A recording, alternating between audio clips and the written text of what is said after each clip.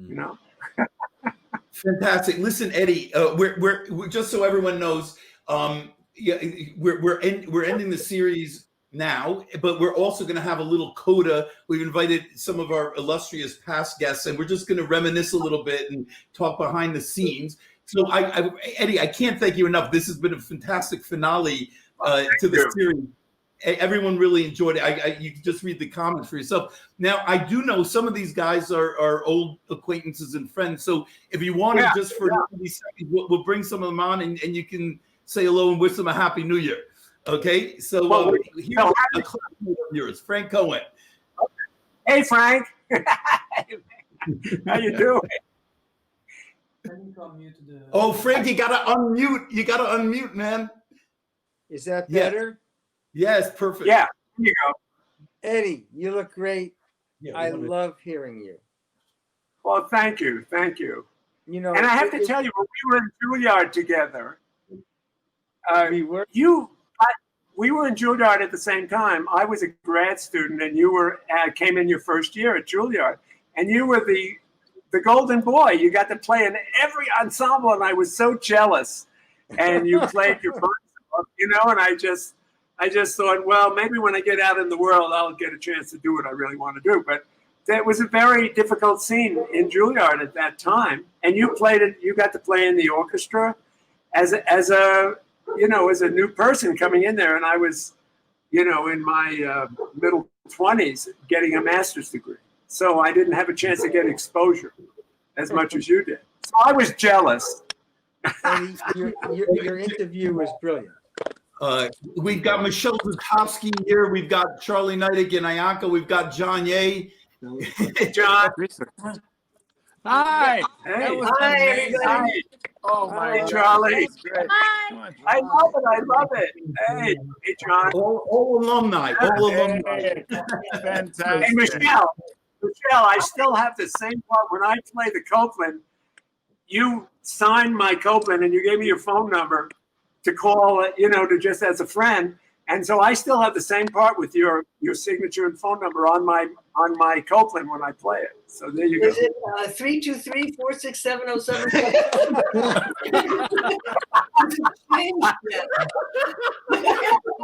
All right, I'll send you It could have been my dating service. Fantastic. Eddie, thank you so much. We're going to go on now to our Coda, but a terrific interview, and thank you so much for joining us and playing for us. And thank you. Thank you guys. You've done awesome. You're an inspiration. Eddie. Yeah. I don't know. Bye. Bye, dear. That was brilliant.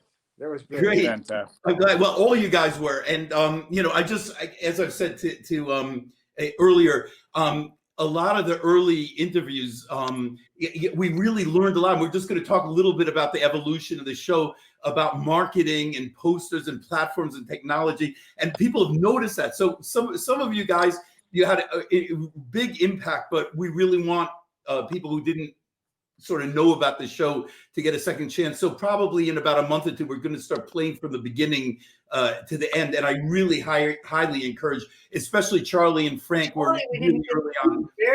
Very much in the beginning, yeah. Yes, well, yeah, and I really encourage you guys to. I mean, it's all online. It's on YouTube. It's on Facebook. At the time, it wasn't. And if you don't have a chance, just they'll have these live interviews. Showed live, and I highly encourage them. They were really, really special. So John had the benefits of a little bit better technology, and he set the record at 3 hours, 1.5 minutes or something until we got to the trumpets, and we still could have gone another 2 hours, I think. Hey, what do you think about that? That's my question. Okay, so I just want to ask Charlie again. Great to see you, but as the interviews evolved, we had spouses pretty much by accident show up. One was Rainer Vele with Sabine Meyer's husband, of course, Teresa over there, John Ye's wife. And very, very touching. Naomi Drucker finishing the interview on a 91-year-old Stanley Drucker's lap and going away. And we were really happy. But of course, Ayako, you're probably the spouse I know the most. I've been, musically influenced by. Even Steve Williamson, one of our guests, referred to both you and Charlie as influences. So I'm really happy. I apologize in retrospect that, of course, you should have had a appearance. So, but I want to ask you a question now. I've known Charlie forever as well. And what I said to him at the end of the interview was, it's always an amazing experience because I think I know all these things about him. And as I said in the interview, I've learned 30 to 40% more about him. Okay. So yes.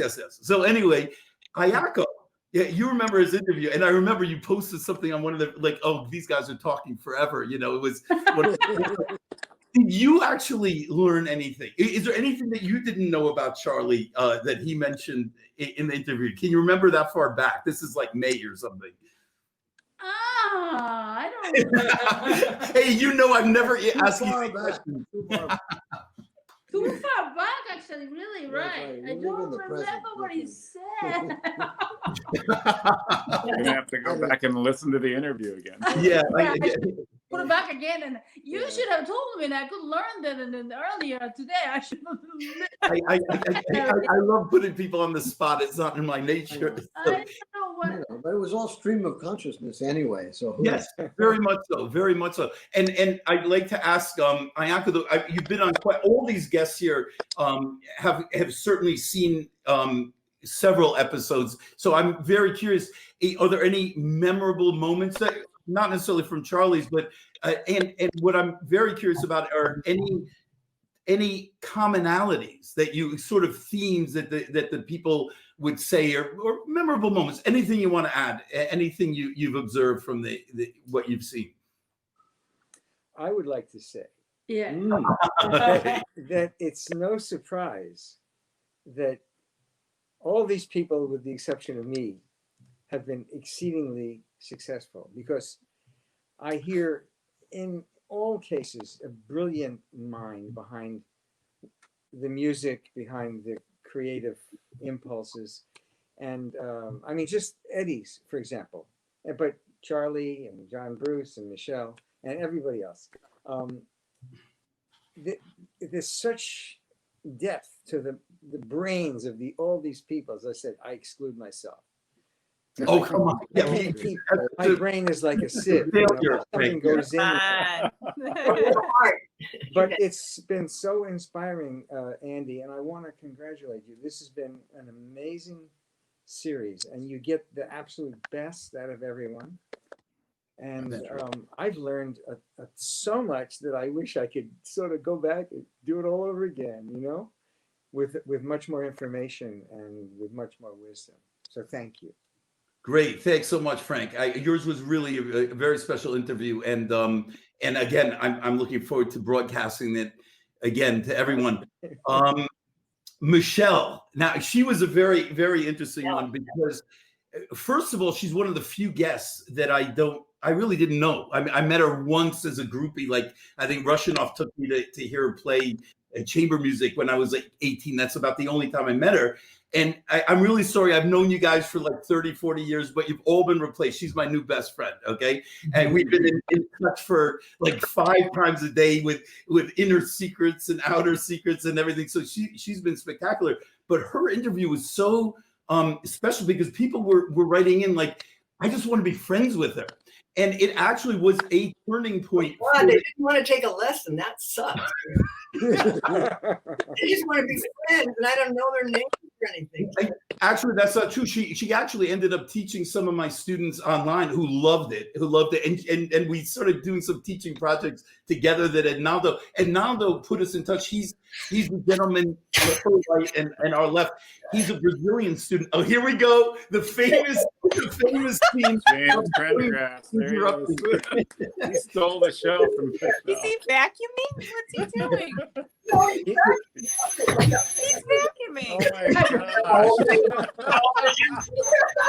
gosh. So this was, people wrote it. First of all, we noticed Lorenzo.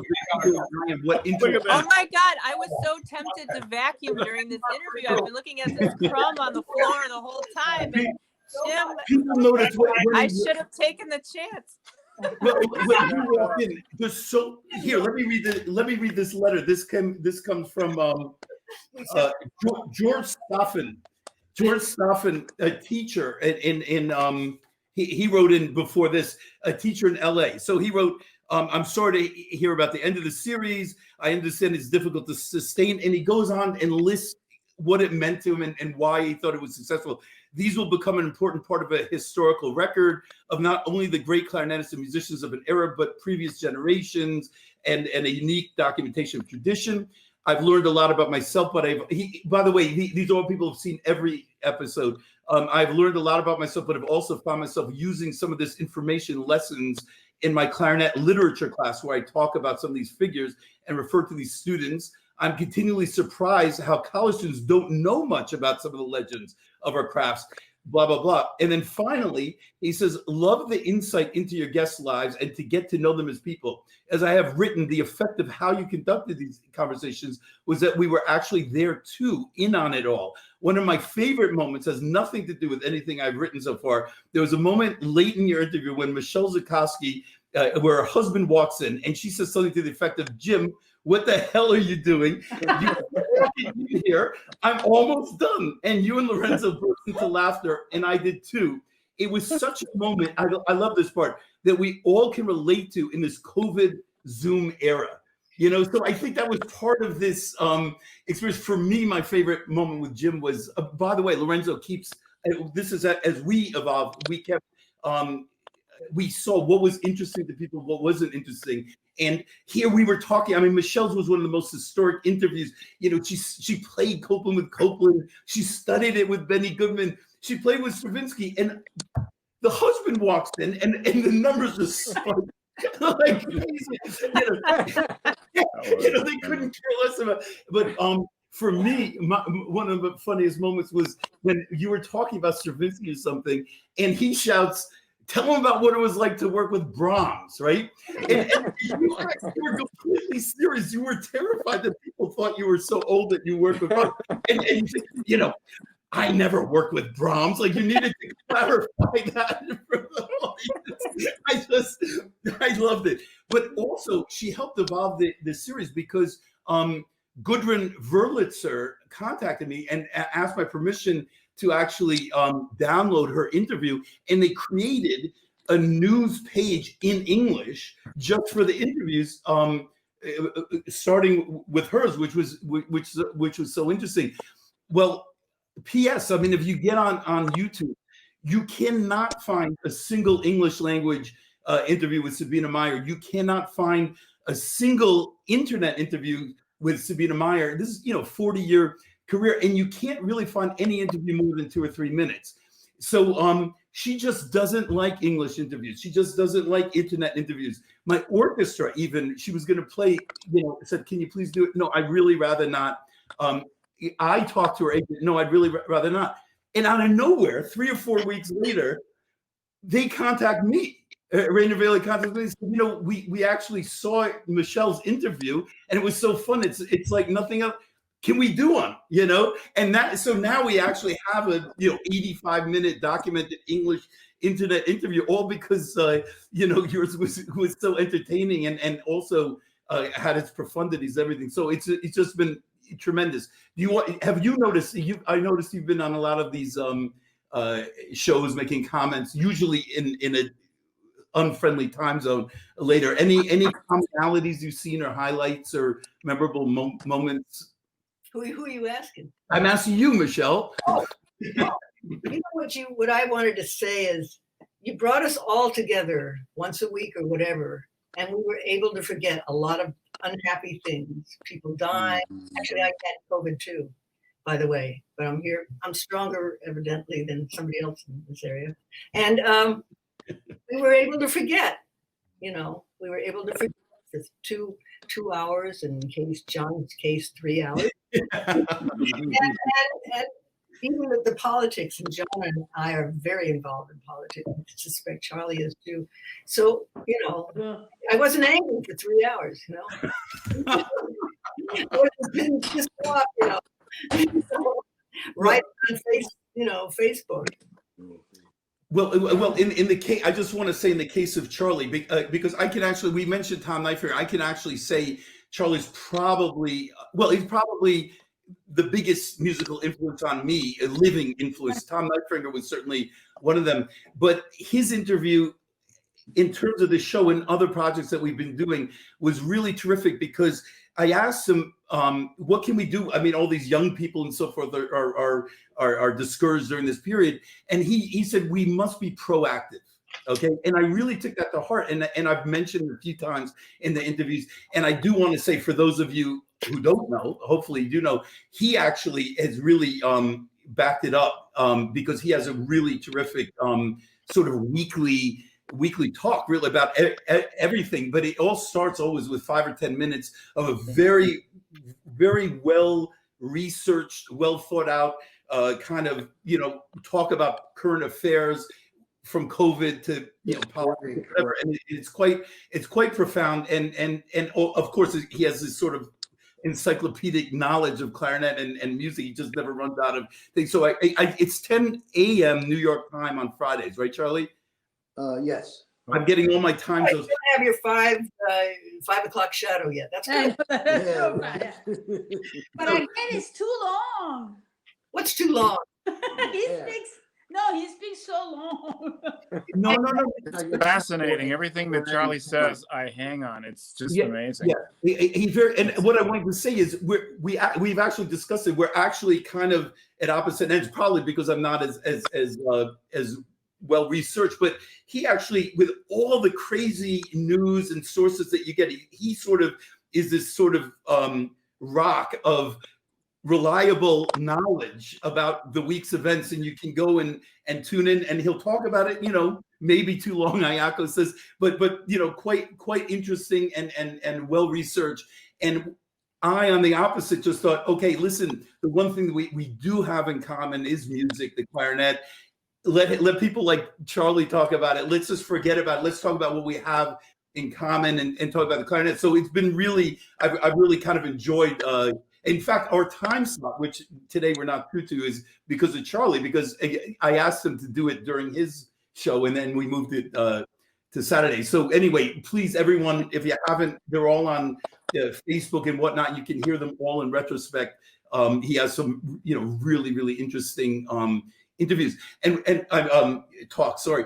And one thing I actually wanted to talk about with him, and probably less directly with us, is you can actually kind of monitor the evolution, the historical events of this year by listening to our show. So, for example, in my case, you'll hear me talking about, the orchestra's getting back to playing in May, and we're going this direction, and all of a sudden, 2 months later, no, we're shut down again. And now, Wenzel Fuchs is up doing this, or the Chicago Symphonies do this. You can actually see the evolution of COVID and how it's affected the world. You can also see the evolution of clarinet news. I mean, obviously that unfortunate week that we lost our colleagues in the Met, Jim Onyebenet and Joe Rabai, we had a little memorial to them. And you can see that, you can see in Anthony McGill's literally at the peak of all the, the George Floyd things and the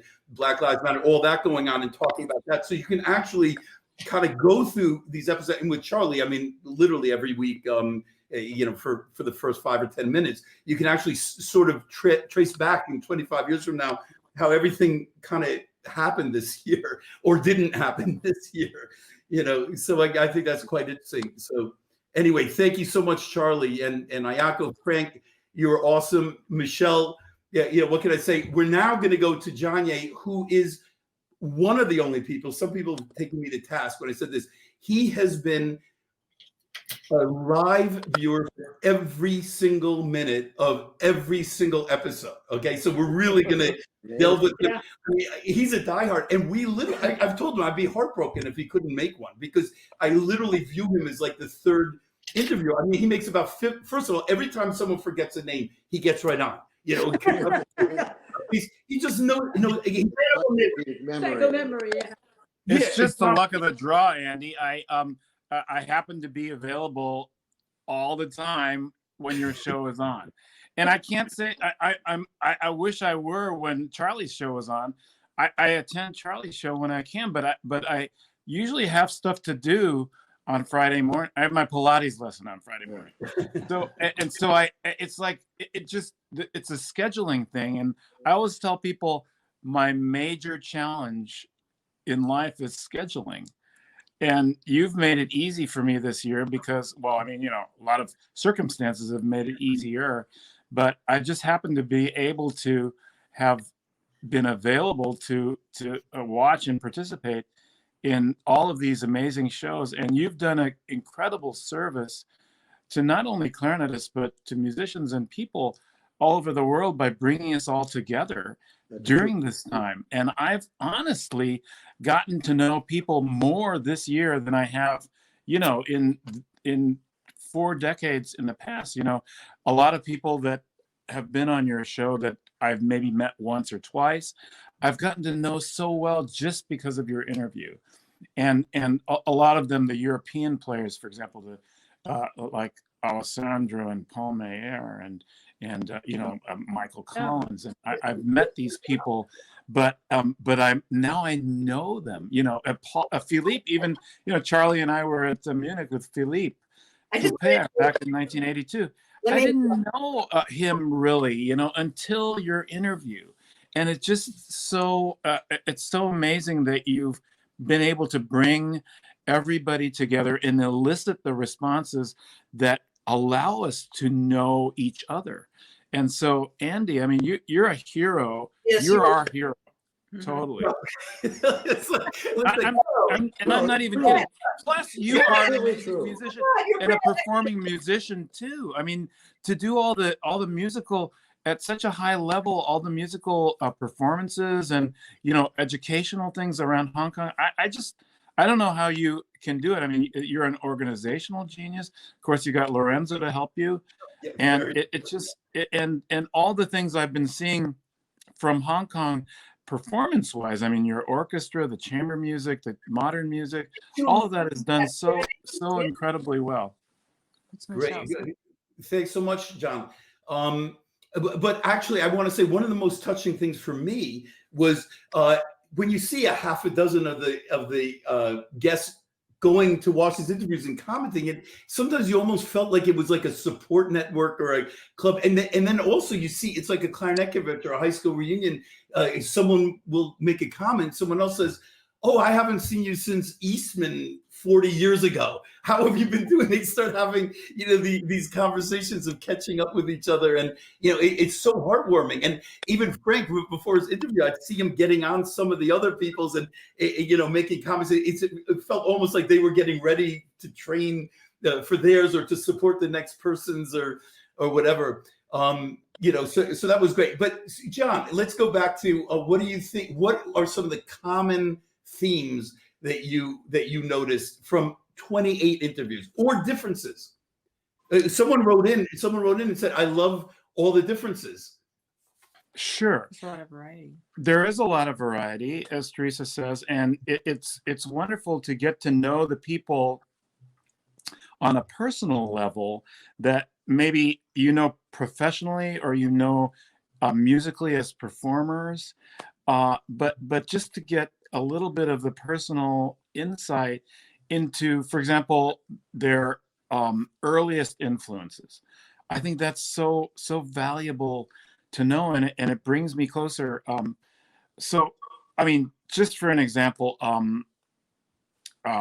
Martin Frist. Okay, so I've seen him perform. I've met him, on occasion, but just to hear about all his, early training and his foundations and his doing conducting, and then the same thing about Michael Collins, to hear him how early he got started, and Paul Meyer, how early these people got their initial immersion into music and how they came to where they are. I think all of that has been individual, but common in a way. We found out through your eliciting responses how our colleagues have made their careers and their lives. And I think that's such an invaluable service. I mean, where else can you do that? Where else can you find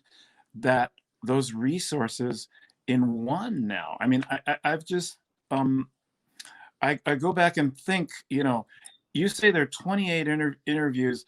I mean, it's so much information and interest that I hang on every word that comes out that you elicit from our colleagues, and I think it makes me a more interesting musician because I know more about the people that do the same thing or do slightly different things, or participate in our. So this has been an incredible silver lining to the Corona cloud. I mean, Corona has changed our life, so drastically, but I think this is one way that it's changed our life for the better, that we've been able to connect. I mean, these are connections, and that's what music is all about, but really making connections and communicating with people. And I think in a way this musical conversation has been so rich.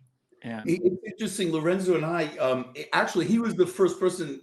It all started basically when your colleague and someone who's played a lot with the Hong Kong Philharmonic, David Cooper, started doing these fireside chats. He contacted me and said, look, I'm doing one with Steve Williamson and Janja. Why don't you tune in? And I thought, oh, these are pretty interesting. And I mentioned to Lorenzo, because why? Okay, because of course you all know him. He talks every day, hours, about climate change and everybody in the world. And during the COVID, I used to meet him every 2-3 days just to play together. And at one point I just said, Andy, but why you just don't do a show? Like you know everybody, so many information. Just put online. I will prepare the structure, the logo, I will do the poster, but you talk and you interview all these great, amazing players. And yeah, this is what happened. Oh, well, it was a great idea, and you executed it. It'll take another 10 minutes now. But don't you think that something about this COVID time, I mean, you get the intimacy of seeing people in their own environments, in their own homes. I mean, there's something really special about that. Your questions are so pointed and really interesting. But I think that there's something special about just getting to see a little window into somebody's house, the pets that come through, and it just makes everybody more relatable, and we're all needing that connection so much more because of what's going on. So I felt like you really did a great job of making a community in some ways where it's funny, in the clarinet world, I often don't feel that community, I feel it more as like a musician's world in general, but I feel like this was a very special situation that you were able to capitalize on, I think. Yeah. Yeah, well, a lot of people have said that just being taken into Wenzel Fuchs's garden, or Alessandro showing his carving, and so a lot of people are getting to see watching Jim vacuum or whatnot. A lot of people said that we have their CDs, but when do we actually get to see? Andy, yeah, I did not introduce my friend Ednaldo Alves, who is a wonderful clarinet player and helped me through the technology and all that kind of stuff. I learned when I started to write, I used a quill pen and an inkwell. So,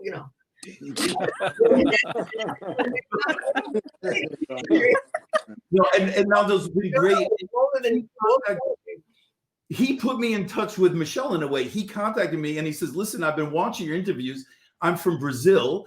A lot of Brazilians don't speak English. I would like to add all Portuguese subtitles. Okay. And he introduced himself as Michele Zukovsky's student. I said, she would be a terrific person. And he gave me your contact. So he's to blame for all this. Yeah, boy. He's my grandson. Yeah. Good job, Ednaldo. Very good. Yeah. I just want to ask some of the people who have said said some things, because this is the part that fascinates me, the commonalities. First of all, they were struck by the fact that the French players all played in this band, that it's this legitimate sort of career path of all the best known French players all seem to have one point played in the band, which Albert Nemiroff, I think, who's seen all the episodes, also the most often mentioned advice was slow down. Okay, some of the commonalities that I found: sing, find your own voice, keep the standard, and everyone, as someone mentioned before, had this love for their first teacher. Some people study with very prominent people. Some people study with people who aren't musicians anymore, but they all seem to have it. Now, Charlie and Michele are cheating, of course, because of course they studied with their fathers, and of course they were very special to them. But I found that to be a very interesting commonality. So all, as someone has pointed out before, not everyone listening is going to be the next principal of the Berlin or the next Munich first prize winner or whatever. Some people just, they like the clarinet. They're amateurs. They're yes, your father. Oh, her dad. That's so good. Oh my God. Put it up higher. We had a Lift it up higher. wonderful time to meet your father. Yeah, it was Wait, great. higher. Dad and I would go to Charlie's concerts when he played with the Guarneri's, which quartet. Anyway, we'd hear him do Brahms and Mozart, and he was kind of the standard for us. We'd drive to Pasadena, thrilled with his playing. So, wonderful. Yeah. The Juilliards. Was it the Juilliard Quartet? Juilliards. Wow. Yeah, he played with the And he had Juilliards some good here in taste. Chicago. We had to go eat in fancy restaurants and stuff afterwards. I was going to try hamburger, but not Charlie. No, but I mean, and of course, I mean, Michele documented. I mean, for me, it's fascinating that Benny Goodman would come to study with her father, and then Michele would study the Copland Concerto with Benny Goodman. I mean, it's absolutely Yeah, there's a lot of photos. I should be better than I am, But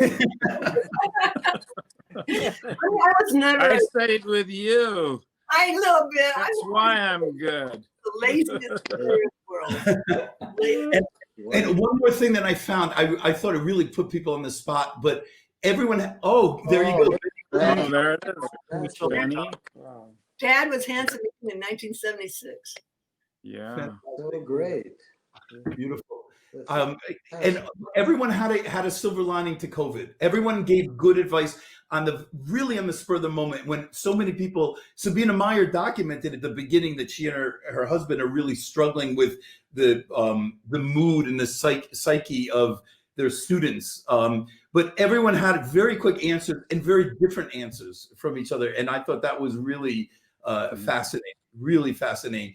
People, as Frank said, in a way, I mean, they're thinkers, and they're looking at, this is what I have in front of me, and what am I doing with that, and what can I do to help others with that, and I thought that was extremely inspiring.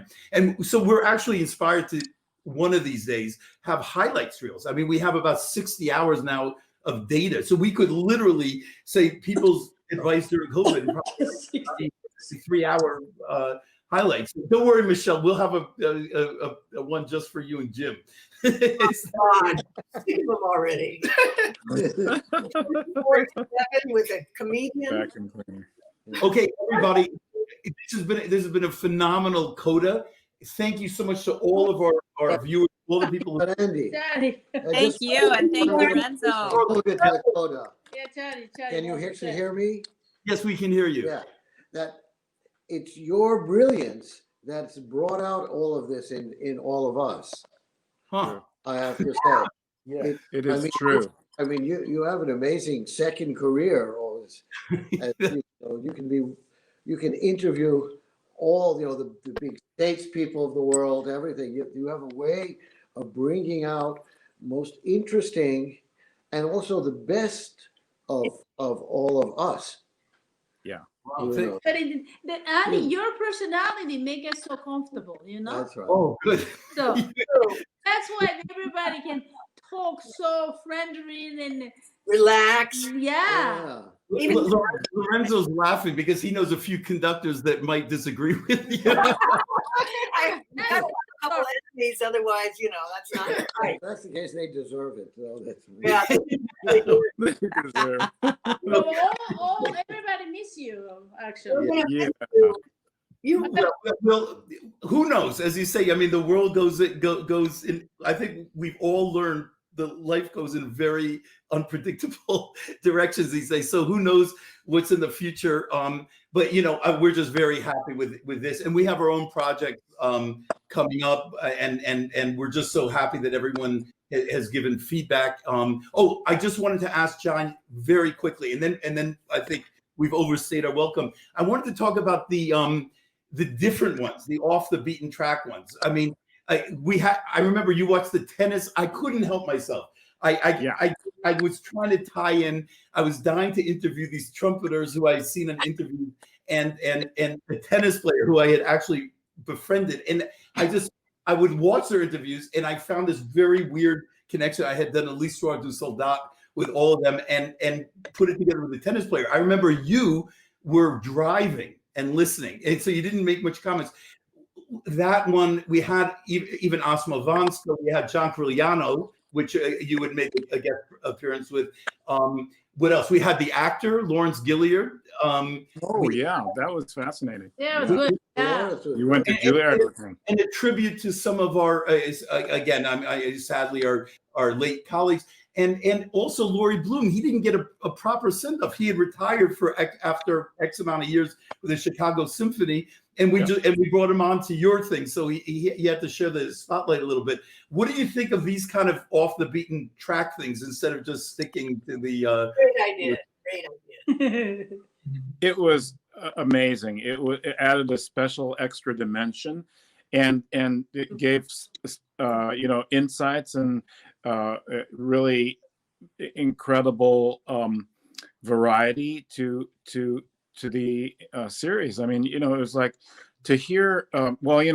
Those trumpeters. I had actually known all of them, and it was just great to see, especially Mark Gould. My gosh, I played the Soldier's Tale with him like 30 years ago, and it was like just to see him again was really cool, and to hear his, he's a little bit rough, but he was, I mean, he was very, he didn't hold back.